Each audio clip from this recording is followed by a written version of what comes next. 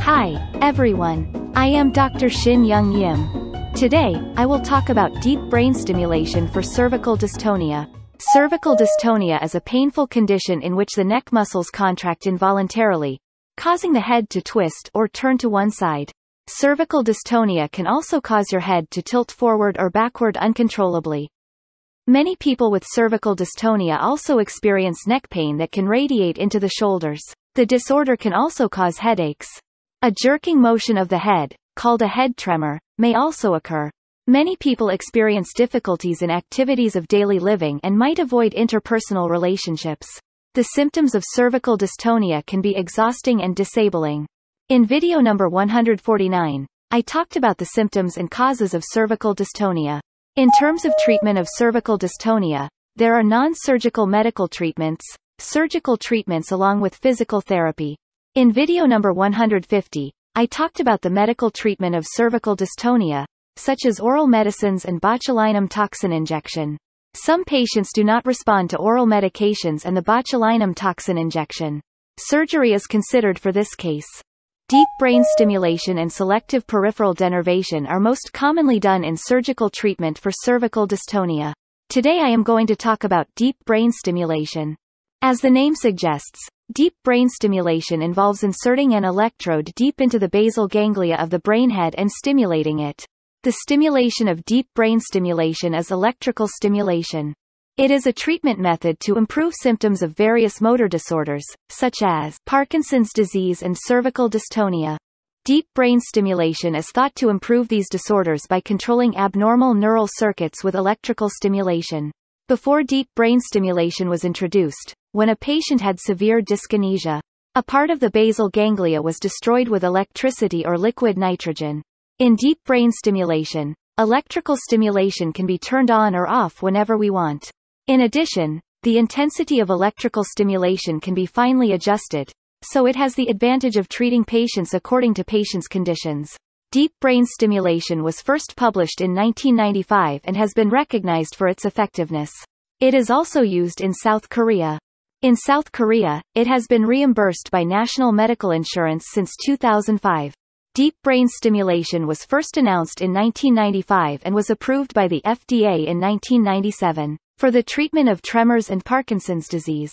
The US FDA approved it for treating dystonia in 2003, obsessive-compulsive disorders in 2009, and epilepsy in 2018.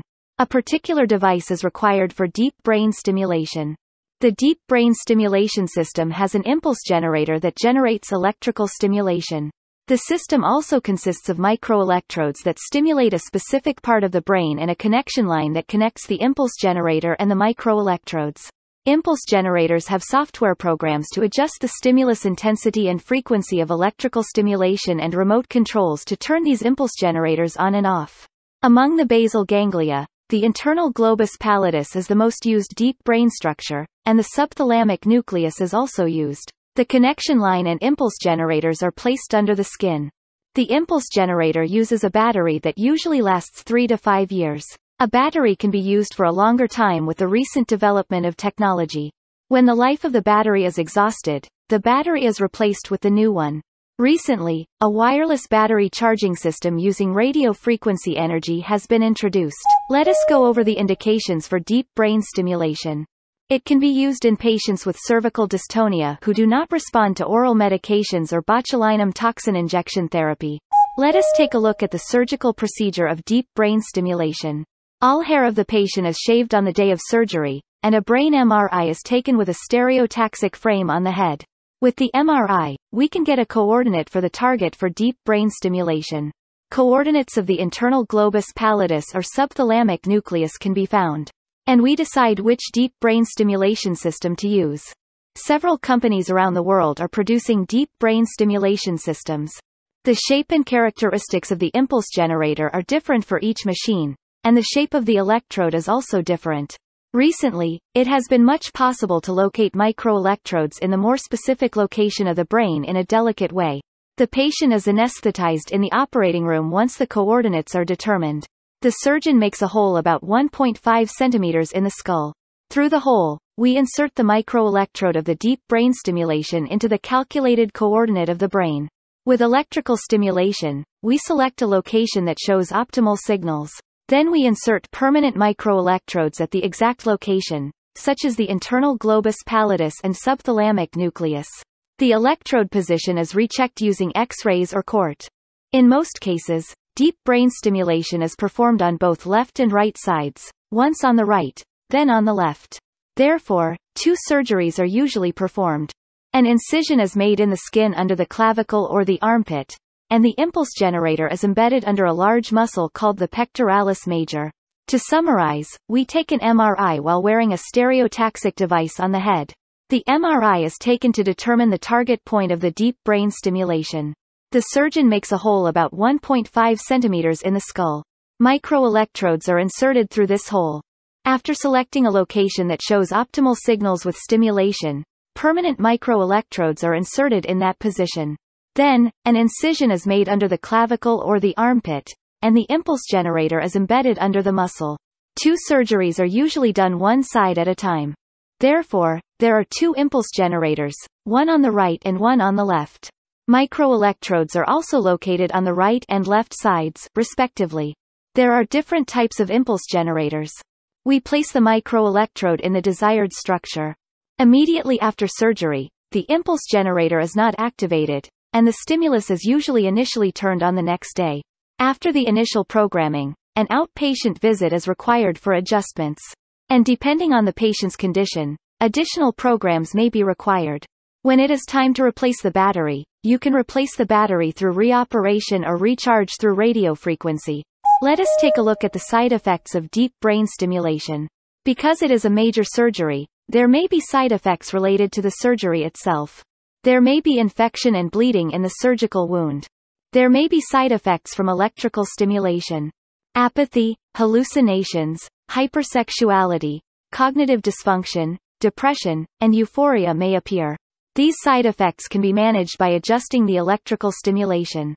You should refrain from strenuous exercise for several weeks and avoid pressing or rubbing the surgical area and impulse generators. You can go to the sauna but must refrain from immersion into a too hot bathtub and never use hyperthermal therapy. You can pass through security devices, such as anti-theft scanners, security networks, and airports, by presenting proof that you have received deep brain stimulation. If you are being treated at another hospital, you must notify the hospital that you have undergone deep brain stimulation and inform the location. You can perform computed tomography CT, sonography, and electrocardiograms can be performed with the stimulation generator turned off. When taking magnetic resonance imaging MRI, you must turn off the stimulus generator according to the predetermined method and reprogram it after taking MRI. This system is not affected by most household appliances, computers, and mobile phones, but caution is required in areas with high voltage currents or magnets. Let us look at the mechanism of action of deep brain stimulation. We have yet to determine the exact mechanism of action of deep brain stimulation. The first explanation is that high-frequency deep brain stimulation silences stimulated neurons. However, recent studies have reported the activation of output nuclei with high-frequency stimulation, suggesting this hypothesis may be overly simplistic. The second hypothesis is that high-frequency stimulation modulates neuronal network activity and neurotransmission. The third hypothesis is that high-frequency stimulation induces long-term synaptic changes. In most studies, deep brain stimulation has been reported to have long-term effects. There is a score that evaluates the severity of cervical dystonia, and it is reported that the score of about 23 before the DBS, and the score has been kept at about 16 to 17 points after 10 years of deep brain stimulation.